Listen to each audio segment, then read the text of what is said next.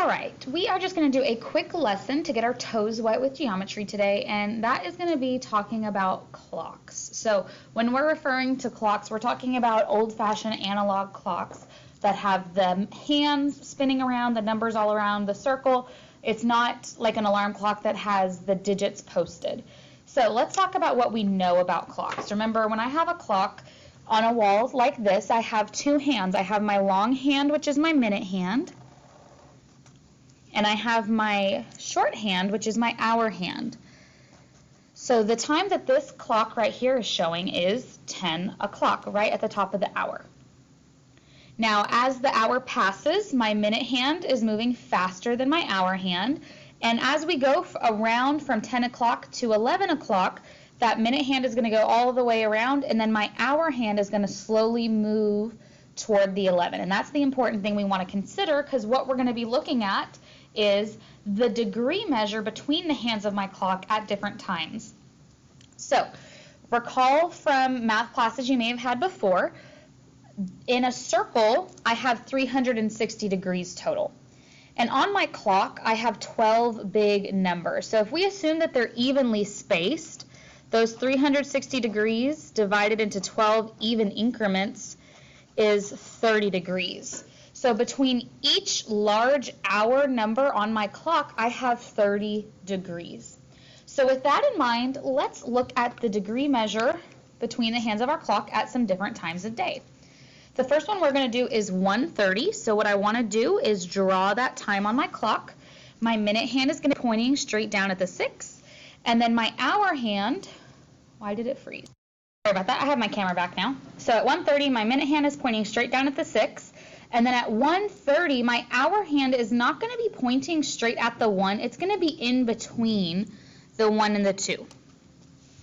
And now I want to find the angle that these hands are making. So you would look at this and think that you have two options.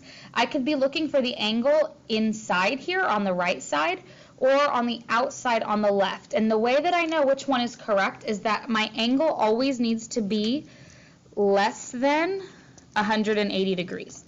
So if you get something over 180 degrees, you measured the wrong side. So I'm going to be measuring this inside angle. And what I'm going to do first is look at my whole 30-degree increments. So remember, between each big number, I know that that's 30 degrees.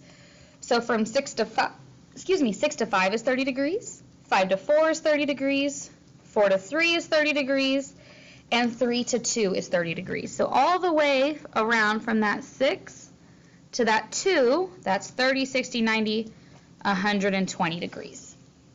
The tricky part, what we need to practice, is figuring out what is this angle measure here from the 2 to where my hour hand is pointing. And that's going to depend on how much of the hour has passed. And at 1:30, 30 minutes out of 60 minutes total in the hour have passed. So what we're going to do is make a fraction and reduce it. 30 over 60 reduces to 1/2. So this hour hand is halfway.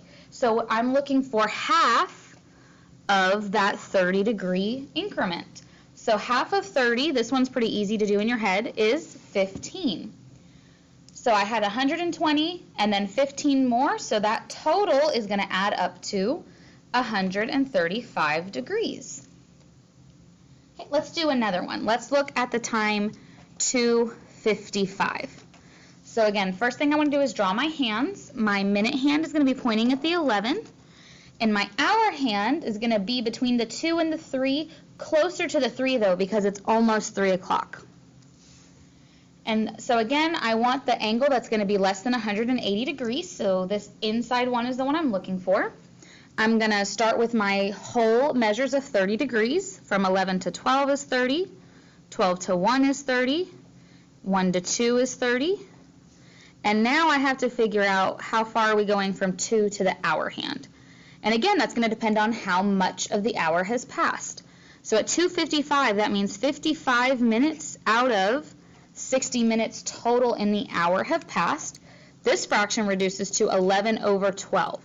So I'm looking for 11/12 of 30. So I'm going to multiply that fraction by 30. And this one you might need a calculator for, and that's totally fine. but we are going to get 27.5 degrees. So that's my partial. And then from my whole increments, 30, 60, 90, my total measure at 255 is going to be 117.5 degrees. Let's do two more. The next one we're going to look at is 9:45. And so at 9:45, my minute hand is pointing at the 9, and my hour hand is between the 9 and the 10, almost to the 10. So again, I'm looking for that smaller angle on the inside, and this one is a little different because I don't have any whole 30-degree increments here. I'm only going to have the partial. So I have to go straight to my fraction, how much of the hour has passed. And at 9:45, that's going to be 45 minutes out of the 60 minutes total in an hour, which reduces to 3/4. So I'm looking for 3/4 of that 30 degrees, which is going to give me 22.5. Okay, last one, and this one's going to be our trickiest. Let's look at 11:27. So at 11:27, my minute hand is going to be in between the 6 and the 5. So remember, there's 5 minutes between each of these large numbers. So I'm going to go ahead and draw in those increments. So this is the 25, so 26, 27. My minute hand is going to be pointing here. And then my hour hand is going to be between the 11 and the 12, almost halfway, not quite halfway. And so I'm going to be looking at my smaller angle. So I'm going to start first by looking at my whole 30-degree increments. So I've got 30, 30, 30, 30, and 30. So that's 30, 60, 90, 100, 120. So I'm starting at 120 degrees. Now I have to do two partial measurements. I have to figure out how far it is from the 11 to the hour hand and how far it is from the 6 to the minute hand. So let's do this one first with my hour hand since I'm familiar with that process already. If 27 minutes out of the 60 minutes in the hour have passed, 27 over 60, that fraction reduces to, give me one moment to calculate that, 9 over 20.